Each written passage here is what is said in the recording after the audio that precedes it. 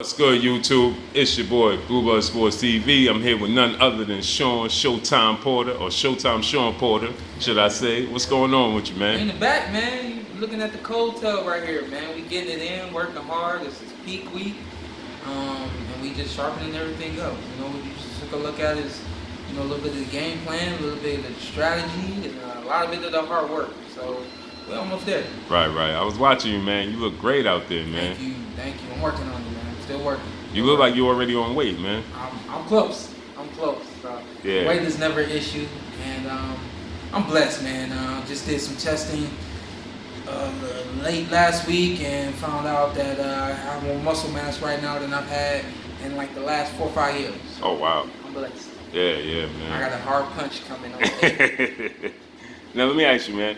Do you know what that means to me, man? Let me break it down just so you know. Go ahead. I fight at 147 pounds, and most people know when I was in the amateurs, 165 pounds. So that transition to 147, the consensus is what is talked about is how much muscle mass is he gonna lose to get to 147 pounds. Right. And so for me to look up, 7, 8 years later, and for me to now to have as much muscle mass as I had as an amateur, and definitely more muscle mass than I've had in the last 5 years, man, we looking at it's a machine right now, man. I'm a machine. Yeah, man. You look like it, man. Yeah. So I mean, a lot of people already say I'm a machine. Guess what? I got more power now. It is what it is. Right. Let's do it. Now, I was just in the gym, man. We was talking about this, how hot it is in there, man. How hot do you think it is in there, man? What's the degrees in there? We think it's anywhere from at least 105 to 115. At least 105 to 115. It's crazy in here, man. Me and my dad, we get into arguments through camp about it, you know. But you know, he's all about going through the fire. And, right. You know, he firmly believes that, you know, I can handle the heat in here in that ring for 10, 12 rounds, whatever it is. And you know, when you get up, walk up them 3 steps, as he politely puts it every time, then it'll be that much easier. So I believe it too. I'm in here. Now, I witnessed it firsthand, but for the people think that they have this misconception that, you know, Kenny Porter just runs Shawn Porter, and Shawn Porter doesn't have his own mindset, or, you know, he does what Kenny Porter says. But I saw otherwise. Could you just explain that and break that down, man? Yeah, I mean, you gotta communicate. I think anybody's seen in the past, especially in the fight, man. Why would I have something to argue about? You know, I'm going back to my health. You know, and it was like I was breaking it down to you before. You know, Seth has, you know, a host of guys that he can rely on, that he can look to, that he can pass the ball to. When I go back to the corner, it's just my dad and the rest of my corner, you know. So anytime you see my dad operating, we're operating as one. We're operating together, you know. So anybody who chooses to think that my dad runs me or runs the show, I coined him KP the Boss because I already know that it's his show. I'm fine with that. I'm completely fine with being a guy who, you know, even though I step up the ring and do everything, you know, I'm completely fine with him doing all the interviews, taking all the pictures, saying, no, you can't, yes, you can. Because why? Because that's not what I like to do. I like to get in the ring and I like to fight, make money, and make everybody scream. So it is what it is, man. We handle our things the way we handle them. That's KP the Boss. It is what it is. That's what's up. Yeah. Now, let me ask you. We talked about this already off camera. Now, everybody figures and says that, oh, Shawn Porter doesn't want to fight Errol Spence, and, you know, he's avoiding the fight. And I saw a video once before that you had said right before Errol Spence fought Kell Brook that as soon as whoever won that fight, then you wanted that fight. But then you said afterwards, you know, you was like he wasn't on your radar. Could you just address that? I don't know if I said that exactly, but I'll go ahead and rephrase everything. First of all, let me say this. I'll just speak on me. I always knew that Errol Spence was going to be a champion. You could see the way he was going through everything and everybody, that it was only a matter of time. And you know, who was going to be against was the only discrepancy. You know, who is he going to become champion? Who is he going to beat to become champion? It happened to be Kell Brook across the pond. And I said, and before he had any championship or anything like that, before that fight was even made, I said, until he has a belt, he's not on my radar. Why? Because I don't think he's done enough in this sport to be in the ring with me or the other guys who were champions at the time. Dude has a belt. It is what it is. When I go get this WBC, it's more than likely going to be me and Errol Spence. I have no problem with that. It is what it is. It's time to make it happen. It's business. Right.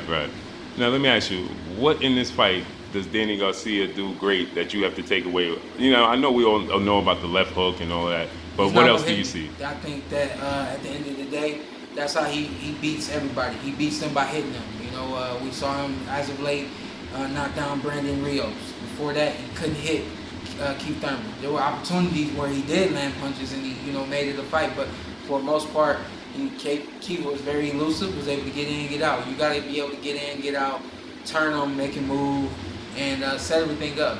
So I won't get hit. I don't get hit. I want to fight. Now let me address one more thing. Kenny Porter has said that in an interview, he said he did a sit down with Angel, and he said that this could possibly be your last fight. You could possibly retire, and if you did want to fight a certain fighter, then if he wasn't approval of it, then he would put you on the shelf until you was gray haired. How do you address that? Because a lot of people looked at it and said, "Oh, Kenny Porter is looking to have Shawn Porter retire to avoid fighting Errol Spence." So how do you address that? I think that the first question one of the first questions you asked me about my dad, running everything, running the show and things like that. I think that it's a double-edged sword because on one hand he has to be my manager and advise me on what to do and which way to go. Obviously, we want to be in this sport. We want to make a lot of money. We want to make a big name for ourselves and leave a legacy and so on and so forth. Until you just said that to me, I had no recollection of what was said there. At the end of the day, if I want to fight and my dad's not allowing me to fight, then we're probably gonna have some problems, because if this is what I want to do, then this is gonna be what I want to do. The flip side of that is, more times than not, when I speak to my dad and I tell him what I want, what needs to be done, what I want. If it's in his will, it gets done. So there might be some plays thrown, there might be some fists thrown, but if I want to fight after this fight, that's all the way up to me. If he's saying fight Errol Spence after this fight, I want to fight Errol, I'm not gonna fight Errol.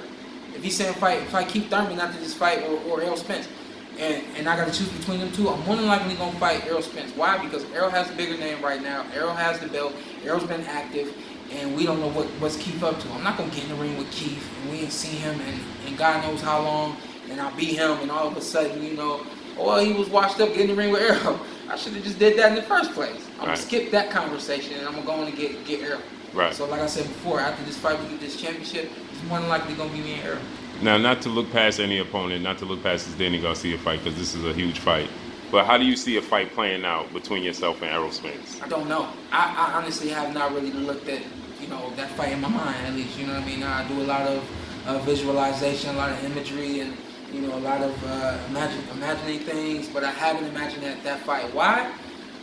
Probably because I didn't feel like the fight was coming. This fight with Danny Garcia, I knew this fight was coming. I've known for a little while. So that may be the number one reason why I haven't really visualized myself in the ring with Errol, because I haven't really seen that fight coming. And then, once we announced the fight and everything, then we were hearing the winner of the WBC fights, Errol Spence, so on and so forth. So I haven't really looked at that fight in my mind yet. But once I'm through with this, I'm definitely going to take a look at it. Okay.